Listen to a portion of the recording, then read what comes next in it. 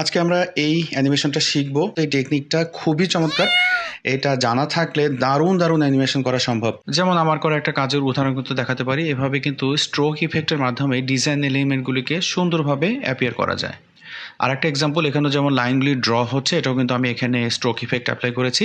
এগুলি দেখানোর একটাই উদ্দেশ্য, so that you can understand যে এই স্ট্রোক ইফেক্টের মাধ্যমে কী ধরনের আউটপুট জেনারেট করা সম্ভব। আজকের অ্যানিমেশনের জন্য ইলাস্ট্রেটরের এই ডিজাইন ফাইলটি ব্যবহার করেছি। আমরা জানি ইলাস্ট্রেটর ফাইলকে যদি আমরা আফটার ইফেক্টে ব্যবহার করতে চাই, তাহলে ডিজাইন এলিমেন্টগুলি কিন্তু আলাদা আলাদা লেয়ারে সেপারেটেড থাকতে হয়। ইলাস্ট্রেটর ফাইলের ডিজাইন এলিমেন্টগুলিকে কীভাবে আলাদা আলাদা লেয়ারে সেপারেট করব সে বিষয়ে আমার এই চ্যানেলের একদম প্রথম ভিডিও ফ্ল্যাগ অ্যানিমেশন আমি বিস্তারিত দেখিয়েছি। তাই আমি রিকমেন্ড করব ওই ভিডিওটা দেখে আসার জন্য, তাহলে কনসেপ্টটা একদম ক্লিয়ার হয়ে যাবে। তবে এই ফাইলটার সাথে আমি একটু পরিচিত করে দিই। যেমন উপরে দুটি লেয়ারে আমি লেফট এবং রাইট ইয়ারবাডস রেখেছি। তারপরে এখানে মিডিল পাইপ, এটার নাম দিয়েছি আমি। তারপরে লং পাইপ, এখানে বড় যে পাইপটা।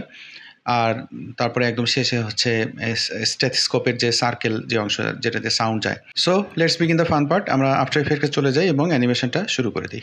এবার আফটার ইফেক্টে আমাদের ডিজাইন করা ইলাস্ট্রেটর ফাইলটিকে ইম্পোর্ট করে নিচ্ছি। ড্র্যাগ অ্যান্ড ড্রপ করে প্রজেক্ট প্যানেলে ড্রপ করলাম। এটাকে ফাইল ইম্পোর্টও বলা হয়। ফাইল ইম্পোর্টের ক্ষেত্রে কিন্তু অবশ্যই লক্ষ্য রাখতে হবে ইম্পোর্ট কাইন্ড যেন কম্পোজিশন থাকে এবং ফুটেজ ডাইমেনশন আমরা সবসময়ই লেয়ার সাইজ রাখবো। তাহলে আমরা দেখতে পাচ্ছি ইলাস্ট্রেটরের ফাইলের নামে কিন্তু একটা কম্পোজিশন ক্রিয়েট হয়ে গেছে। এবার কম্পোজিশনটাকে ডাবল ক্লিক করে এটাকে লেয়ারগুলিকে রিভিল করলাম। তাহলে আমরা টাইম লাইনে দেখতে পাচ্ছি ইলাস্ট্রেটর আমাদের যে সকল নামে লেয়ারগুলি ছিল, ঠিক একই নামে কিন্তু আমরা লেয়ারগুলিকে আমাদের টাইম লাইনে আফটার ইফেক্টে পেয়ে গেলাম। আমার পিসিতে কম্পোজিশনের ব্যাকগ্রাউন্ড কালার ডিফল্ট ব্ল্যাক ছিল, যার জন্য এটাকে ভালো লাগছে না। সো আমি কন্ট্রোল কে প্রেস করে কম্পোজিশনের প্রপার্টি প্যানেলটাকে উইন্ডোটাকে ওপেন করে নিলাম এবং এখানে আমি ব্যাকগ্রাউন্ড কালারটাকে হোয়াইট করে দিই। সো আমি অ্যানিমেশনটা শুরু করব এই লং পাইপ যে লেয়ারটা, এটাকে ধরে। সো প্রথমে আমাদেরকে যেটা করতে হবে সেটা হচ্ছে এই পাইপের উপর দিয়ে আমি একটা পাথ ড্র করব। পাথ ড্র করার জন্য পেন টুলটাকে নিয়ে এখান থেকে আমি শুরু করলাম এবং ক্লিক করে করে একটু একটু করে ধীরে ধীরে আমি পুরো পাইপ জুড়েই একটা পাথ ড্র করব।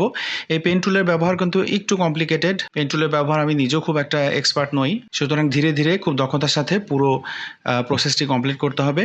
ওকে, আমার ড্রয়িংটা শেষ। সুতরাং এবার আমি একটু জুম করে আমি দেখে নিব যে আমার ড্রয়িংটা কোথাও লাইনের বাইরে বা একেবারে এজ বরাবর হয়ে গেছে কিনা। যদি হয়েও থাকে আমরা কিন্তু অ্যাডিশনাল ক্লিক করে, পেন টুল সিলেক্ট থাকা অবস্থায় অ্যাডিশনালি ক্লিক করে কিন্তু আমরা অ্যাঙ্কর পয়েন্ট যুক্ত করে নিতে পারি এবং এই লাইনগুলিকে আমরা মুভ করে আমাদের ডিজাইন এলিমেন্টের সাথে কিন্তু অ্যালাইনমেন্ট ঠিক করে নিতে পারি। এবার আমরা স্ট্রোক ইফেক্টটা অ্যাপ্লাই করব। এই জন্য আমরা উইন্ডো প্যানেল থেকে ইফেক্ট এবং প্রিসেট প্যানেলটাকে অ্যাপিয়ার করে নিলাম এবং এখানে সার্চ করব স্ট্রোক ইফেক্টটা লং পাইপ লেয়ারে অ্যাপ্লাই করলাম। যেহেতু আমাদের ডিজাইনের ব্যাকগ্রাউন্ড কালারটা হোয়াইট এবং এই স্ট্রোক ইফেক্টের প্রপার্টি প্যানেলে দেখতে পাচ্ছি যে এখানেও স্ট্রোকের কালারটা হোয়াইট, সুতরাং এটাকে আমি একটু একটা contrast colour let's say red করে দিই। অন্যথায় কিন্তু আসলে হোয়াইটের উপর হোয়াইটটা বোঝা যেত না। এবং ব্রাশ সাইজকে করে দেবো 15। এখন আমাদেরকে জুম করে দেখতে হবে যে 15 ব্রাশ সাইজে আমার এই পুরো পাইপটা কাভার হয়েছে কিনা। যেমন আমরা কিন্তু কিছু কিছু জায়গায় দেখতে পাচ্ছি যে এখানে পাইপের ব্লু অংশটা কিন্তু কিছুটা বের হয়ে আছে। সো আমি ব্রাশ সাইজকে 20 করে দিচ্ছি। এই অবস্থায় কিন্তু আমার পুরো পাইপটা একেবারে এই স্ট্রোক দ্বারা ঢাকা পড়েছে। সো এটার অ্যাপ্লিকেশন কিন্তু আসলে যেটা, যে এই স্ট্রোকটা যেদিক দিয়ে যাবে ঠিক সেই দিক দিয়ে আমাদের নিচের পাইপটা অ্যাপিয়ার হবে। এবার পেইন্ট স্টাইল থেকে আমাদের নিতে হবে রিভিল অরিজিনাল ইমেজ। এবার টাইম ইন্ডিকেটারকে একদম শুরুতে রেখে এন্ডে একটা কি ফ্রেম ইনসার্ট করব এবং এটার ভ্যালুকে করে দেব 0 এবং আমি 2 সেকেন্ডে চলে যাব এবং এখানে এন্ড ভ্যালুকে করে দেব 100। এখন যদি আমরা প্লে করে দেখি তাহলে আমরা দেখতে পাচ্ছি পুরো পাইপটা কিন্তু অ্যাপিয়ার হচ্ছে, যেমনটা আমরা অ্যানিমেশনে দেখেছি। এবার লং পাইপ লেয়ারটা সিলেক্ট থাকা অবস্থায় আমরা যদি ইউ প্রেস করি তাহলে আমরা এই লেয়ারে কি ফ্রেমগুলিকে দেখতে পাবো। এবার কি ফ্রেম দুটোকে ড্র্যাগ করে সিলেক্ট করে আমরা F5 অথবা রাইট মাউস বাটন ক্লিক করে কি ফ্রেম অ্যাসিস্ট্যান্ট থেকে ইজি ইজ করে দিব। এতে করে যেটা হয়, অ্যানিমেশনটা একটু স্মুথ হয় এবং দেখতে অনেক বেটার লাগে।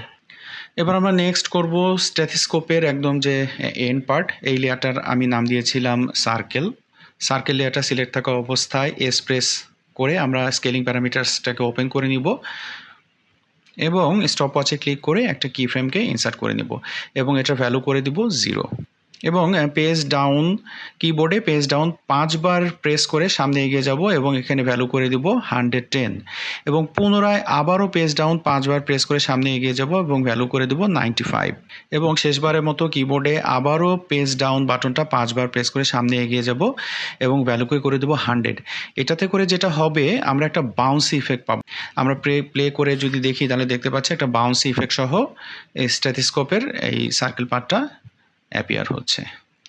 এবার মিডিল যে পাইপ এটাকে আমরা অ্যানিমেট করব।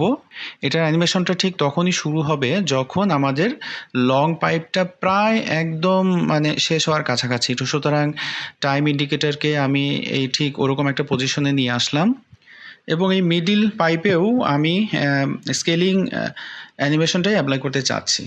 সো এখানে একটা ফান পার্ট আছে, এখানে কিন্তু আমাদের এই মোশনটা আর আলাদাভাবে করতে হবে না। আমরা স্টেথোস্কোপের সার্কেলে যে স্কেলিং ভ্যালুগুলি দিয়েছিলাম সেটাকে কিন্তু আমরা জাস্ট কপি করে এটাতে অ্যাপ্লাই করে দিতে পারি। সো আমি সার্কেল লেয়ারটাকে সিলেক্ট করে ইউ প্রেস করে আমি ভ্যালুগুলি ওপেন করে নিলাম এবং ড্র্যাগ করে পুরো সবগুলি কি ফ্রেমকে ড্র্যাগ করে কপি করে আমি এই মিডিল পাইপ যে লেয়ারটা এখানে এসে কন্ট্রোল ভি প্রেস করে দিব। এতে করে ঠিক একই অ্যানিমেশনটা এই লেয়ারেও অ্যাপ্লাই হয়ে যাবে।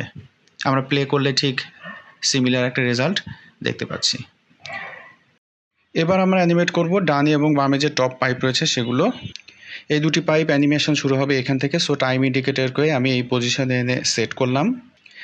এবার প্রথমে লেফট টপ পাইপ লেয়ারটাকে সিলেক্ট করে পেন টুল দিয়ে একটা পাথ ড্র করব। এটি আমি আগেও দেখিয়েছি।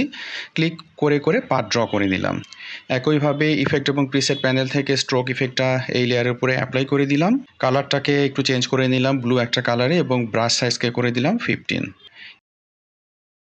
এবার এন্ডে একটা কি ফ্রেম ইনসার্ট করে নিয়ে এর ভ্যালু করে দিলাম 0 এবং কিবোর্ডে পেজ ডাউন 5 বার ক্লিক করে সামনে গিয়ে এর ভ্যালু করে দিলাম 100 এবং সবার শেষে পেন্ট স্টাইল থেকে সিলেক্ট করব রিভিল অরিজিনাল ইমেজ। এখন আমরা যদি প্লে করে দেখি তাহলে সম্পূর্ণ অ্যানিমেশনটা আমরা দেখতে পাচ্ছি।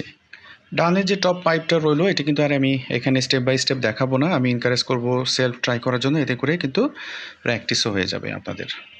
আমাদের অ্যানিমেশন অলমোস্ট একেবারে শেষের পথে। আমাদের জাস্ট দুটো ইয়ারবাডটাকে অ্যানিমেট করলেই পুরোটা শেষ হয়ে যাবে।